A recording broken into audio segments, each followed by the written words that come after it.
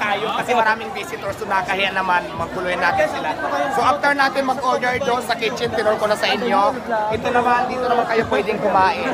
Pero syempre dyan sa labas, yung nakikita sa may billboard na yan, yung may mga spaghetti, may sukulit, lagyan din natin yan dyan ng mga tables pag hindi maulan para kung maraming tao dito, maraming tayo pwede pagyan ng labisa.